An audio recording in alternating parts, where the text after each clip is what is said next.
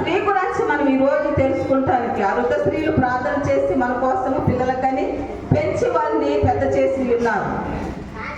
కానీ ఈరోజు మనం ఒక కనుగొనే స్త్రీ ఎవరంటే హన్నా. 1 సమూయేలు గ్రంథము 1వ అధ్యాయం నుండి మనం తెలిసిందే.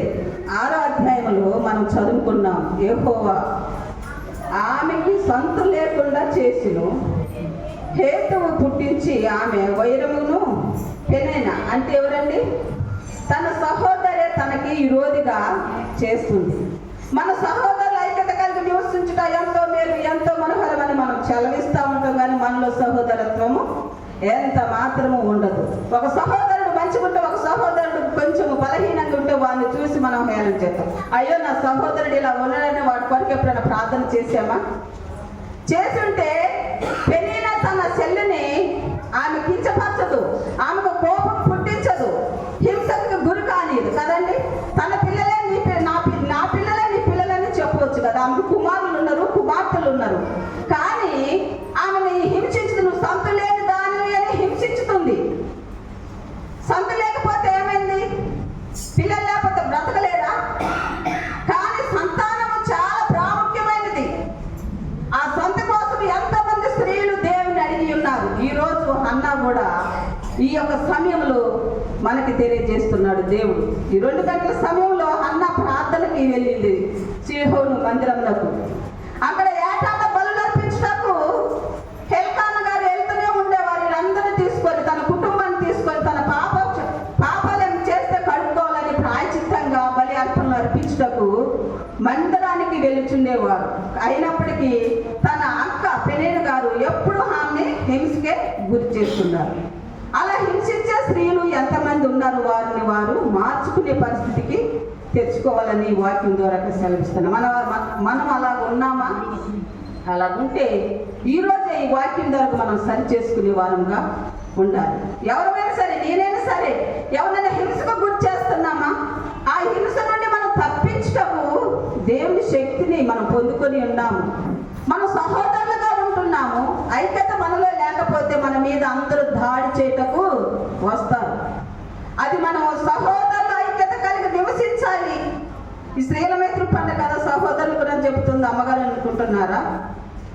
కాదు. సహోదరులు మన కుటుంబంలో ఎన్ని సమస్యలు ఉన్నా కానీ అది బయటికి రాకుండా తన సహోదరి తను సరి చేసుకుంటే ఆ కుటుంబం ఎప్పుడు కూడా చక్కగా ఉంటుందని సెలవిస్తున్నాడు దేవుడు.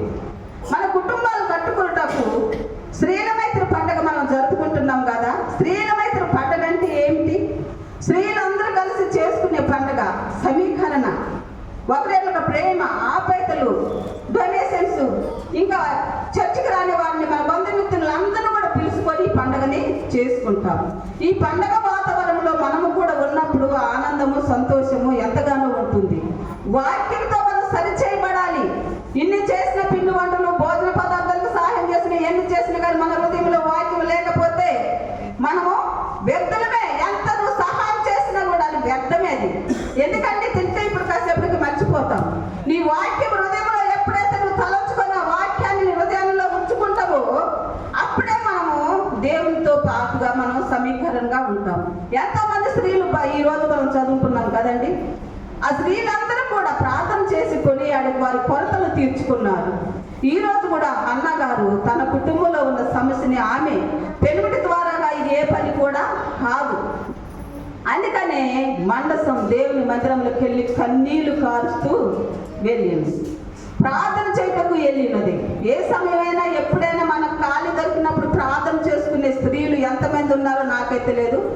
అయ్యగారు అమ్మగారులు ప్రార్థన ఎన్నిసార్లు చేస్తారంటే చెయ్యెత్తుతాం. 3 సార్లు చేయాలని ఎక్కడ రూల్ ఉందా? దానియేలు గారు చేశారు 3 మార్లు ప్రార్థన. దావీదు మహారాజు గారు చేశారు 7 మార్లు ప్రార్థన. మనమైతే ఎప్పుడు చేసుకోవచ్చు. సమయం దొరికినప్పుడు ఆ సమయం అంతా ఆ సమయంలో కూడా ప్రార్థన ఎప్పుడైనా చేసుకోవచ్చు. ప్రయాణంలో కూడా ప్రార్థన చేసుకోవచ్చు.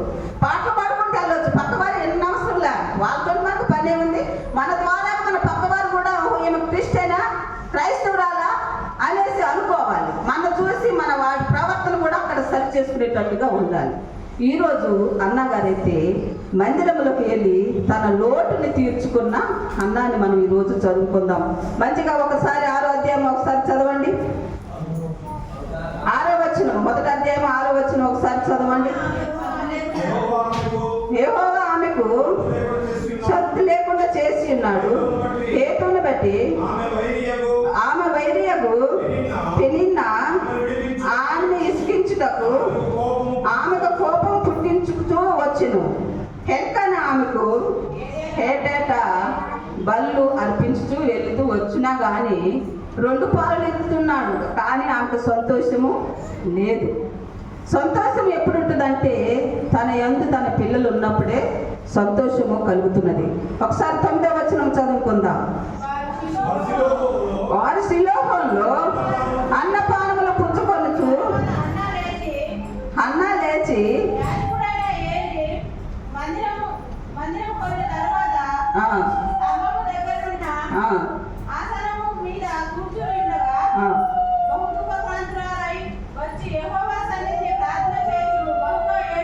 చాలమ్మా.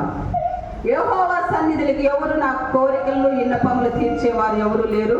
నాకు చూస్తే నన్ను ఎప్పుడు వైరిగా చూస్తుంది, నాకు గొడవలు పెడుతుంది, నా భర్త వల్ల నాకు సుఖము లేదు అనేసి ఆమె తెలుసుకొని వెళ్ళింది. కానీ సుఖము లేదు తెలుసుకొని వెళ్ళిన స్త్రీ తన భర్త వచ్చి అంటున్నారు, హెల్కానా నువ్వెందుకు ఏడుస్తున్నావు, నువ్వెందుకు బాధపడుతున్నావు, నువ్వు అన్నము మాని ఎందుకు వేస్తున్నావు అనేసి అడిగినప్పుడు 10 మంది పిల్లల కంటే నేను శ్రేష్ఠుని కానా విశేషుని కానా అనేసి అడుగుతుంది. 10 మంది పిల్లల కంటే భర్త ఎంత బాగా చూసుకున్నా కానీ 10 మందిని కలిగినప్పుడు నీకు ఎంతమంది పిల్లలు అని అడిగినప్పుడు చాలా బాధపడతా ఉంటాం కదండి. 10 మంది పిల్లల కంటే నీకు శ్రేష్ఠులే, నీకు సుందరులే, కానీ 10 మందిని కలిగినప్పుడు 10 మందిని ఆమెని విమర్శిస్తూ ఉంటారు. ఆ లోటు ఎవరు భర్త తీర్చలేడనేసి దేవుని మందసం దగ్గరికి వెళ్ళి ఉన్నది హన్న. అప్పుడు ప్రార్థన చేస్తున్నాడు. ఏలి దగ్గర మందసం దగ్గర కూర్చొని ఉన్నప్పుడు ఆమె వెళ్ళి ప్రార్థన చేస్తుంది కదండి హన్న గారు. దేవుని సన్నిధిలో వేడ్చుచు బహుగా దుఃఖించుచు ప్రార్థన చేస్తుంది. సైన్యములకు అధిపతి యెహోవా నీ సేవకురాలైన నాకు కలిగిన శ్రమను చూసి ఈ సేవకురాలైన నన్ను మరొక జ్ఞాపకం చేసుకోమని ప్రార్థన చేస్తుంది. ఎంతమంది ప్రార్థన చేస్తున్నాం? మనకి ఎప్పుడైనా బాధ కలిగినప్పుడు ఎంతమంది మనము బాధలో ఉన్నప్పుడు దేవుని స్తుతిస్తున్నాం. బాధ కలిగిందని పక్కవారి దగ్గరికి పోయి మా అక్క నన్ను ఎట్టన్నదని మనం చెప్పుకుంటాం. పక్కవారితో చెప్పొద్దండి. అదేదో పక్కవారితో చెప్పే సమయంలో దేవుని మా ముందర నిలుచుకొని మనము ప్రార్థన చేసుకుంటే ఆ దేవుడు మనకి ఎంత నెమ్మదిస్తుందో మీకు తెలుసు. అది ఆ నెమ్మది పొందిన ఆ దేవుని అడిగి దాన్ని పొందిన బిడ్డలకి ఆ సంతోషం తెలుసు కదండి. అప్పుడు దేవుని స్తుతించడంలో ఆనందం కూడా ఉంటుంది, సంతోషము ఎంత సంతోషం ఉంటుందంటే ప్రార్థన చేసినప్పుడు వర్షం వచ్చినాక చూడు ఎంత ప్రశాంతంగా ఉన్నది కదండి. అంతసేపు అలజడి అలజడి అలజడి అలజడి, ఎక్కడ చూసిన అలజడి అలజడి అలజడి. వర్షం పడంగానే అందరూ కూడా బయట ఉన్న వారందరూ కూడా లోపలికి వచ్చారు. దేవుడు ప్రార్థన చేసి ఆయా కొద్దిసేపు నన్ను నీ వాతావరణం స్వాధీనంలో ఉంచుకోవు తండ్రి అని ప్రార్థన చేశాను. మనం మైక్ పెట్టుకుంటానికి లేదు, గట్టిగా మాట్లాడటానికి లేదు, గట్టిగా పాడటానికి లేదు మనకి. ఎందుకంటే మన స్వాతంత్రం వచ్చినా కానీ మనకి రాలే. ఇంకా మనం గొడవ పడలేము వాళ్ళతోని. మనం 2-3 కూడుకున్నా కానీ మనము దేవుని స్తుతించితే మన ప్రతిగానాలు ఎక్కడికి వెళ్ళాలి? యెహోవా సన్నిధిలో వినబడాలి. అన్న ప్రార్థన ఏ రీతిగా అయితే చేసిందో ఆమె మౌనంగా ఉండి దుఃఖాక్రాంతురాలుగా ఉండి ఆ యొక్క మందిరంలోకి వెళ్ళి మోకరించి మౌనంగా ప్రార్థన చేసినప్పుడు ఆ యొక్క దైవ సేవకులు ఇలాగే కూర్చొని ఉన్నారు. ఆ మండసం మీద కూర్చున్నప్పుడు ఆ ఏలి ఆయన నోరును పెదవులు చూస్తున్నాడు, ఏమైనా మాట్లాడుద్దని. కానీ ఆయన అనుకుండవచ్చు ఆమె మత్తురాలై ఉన్నదనేసి ఆయన అనుకున్నాడు. కానీ ఇంకా ఎంతగా మౌనంగా ఉంటావు అనేసి ఆమె ప్రశ్నించారు. ఆమె మౌనంగా లేదు, దేవుని సన్నిధిలో కుమరిస్తుంది తన యొక్క హృదయాన్ని. ప్రభువా నాకు ఇది చేయి, తండ్రి నాకు ఇచ్చాయి, నా కుమార్తె ఇస్తే నీకు నేను మళ్ళీ తీసుకొచ్చి నీకే ప్రతిష్ఠుడిగా చేస్తానని ఆమె ఒప్పందం చేస్తుంది, తన మనసులోని ప్రార్థన చేస్తుంది. ఈరోజు నువ్వు నేను ఎంతమంది ఒప్పందం చేసుకొని మందిరంలోకి వచ్చి నీ వాక్యానికి నేను సాక్షిగా ఉంటాను ప్రభువా, నీ వాక్యం చెప్పే బిడ్డలకు నేను తోడుగా ఉంటాను, నీ వాక్యం చెప్పే బిడ్డలు ఎక్కడికైనా వెళ్ళాలంటే వాళ్ళకి సహకారిగా ఉంటానని సెలవిచ్చే వారు ఎంతమంది ఉన్నారు, చెప్పేవారు ఎంతమంది ఉన్నారు? నేను చూశాను. ప్రశాంత్ మేడం గారేనా? ప్రసన్న మేడం గారు, ప్రశాంత్ మేడం గారు ఇక్కడ నుంచి ట్రాన్స్ఫర్ వెళ్ళాలని ఆశపడ్డారు. ఎందుకు ఈ మాట చెప్తున్నానంటే వారు ఒక మాట చెప్పారు, వారు గుర్తుందో లేదో కానీ నేనైతే విన్నాం. అమ్మా మేడం గారికి ట్రాన్స్ఫర్ వెళ్ళిపోతున్నారు, ఇక్కడ ఉన్న సంఘమే కొద్దిది, మీరు వెళ్తే ఈ సంఘం ఇంకా కొద్దిగైపోద్దమ్మా అనేసి మా అయ్యగారు అన్నప్పుడు, అయ్యా నేను ఎక్కడికి వెళ్ళినా ఈ యొక్క దంతాలపల్లి సంఘానికి నేను సహకరిస్తానని చెప్పింది. దేవునికి స్తోత్రం, హల్లెలూయా. ఆ మాట చొప్పునే వారు వచ్చి వారి యొక్క భార్య భర్తలు వారి బృందం అంతా కూడా ఇక్కడ పనులు ప్రయత్నాలన్నిటిలో కూడా ఉన్నారు. అలాంటి మంది స్త్రీలు ఎంతమంది ఉన్నారు? వెళ్ళిపోయాములే, ఇంకేముంది, ఆ సంఘంతో నాకు పని ఏముందని అనుకుంటున్నారా? అనుకోలే. మేడం గారు వచ్చారు, చూసినప్పుడే ప్రయత్నాలు చెప్పి, అవును ప్రభు నువ్వు ఎంత గొప్పవాడివి, నువ్వు ఎంతో మంది సాకారులుగా ఉంచినందుకు నేను చాలా సంతోషించున్నానని నేను అనుకున్నాను. ప్రశాంత్ మేడం గారు, కవిత మేడం గారు, వాళ్ళ పేరు నాకైతే తెలియదు, కానీ కొద్దిమందిగా ఉన్నారు. వారిలో కొద్దిమంది ఉన్నారు. కొద్దిమంది ఉన్నా కానీ మనము 10,000 కంటే ఎక్కువ జనాంగంగా దేవుడు పని చేస్తున్నాడు. చేసినప్పుడు మనం ఎలా ఉండాలి? ఉల్లాసంగా, ఉత్సాహంగా, ఆనందంతో, సంతోషంతో, ప్రభు నాకు ఈ కష్టం ఆ కష్టం ఎప్పుడు అడగాలి. దేవుని యొక్క మనం కొనియాడాలి, గోచాడాలి, ప్రార్థన చేయాలి, తిరగాలి. ఆ పని చేయక ఈ పని చేయక ఏ పని చేయకుండా మనకు దేవుడు వరాలు ఇవ్వాలంటే ఇవ్వడు. అన్నగారు ప్రార్థన చేసినప్పుడు ఆ ప్రార్థన దేవుని సన్నిధానంలో వినబడినప్పుడు దేవుని వాక్యం సెలవిస్తుంది. 13వ వచనం ఒకసారి 14వ వచనం చదువుకుందాం. ఎంతవరకు నీవు మత్తురాలయ్యుందువు, నీ ద్రాక్షారసమును నీ యొద్ద నుండి తీసివేయమని చెప్పగా, అన్నా అది కాదు నా ఏలినవాడా, నేను మనోదుఖము గల దానినై ఉన్నాను.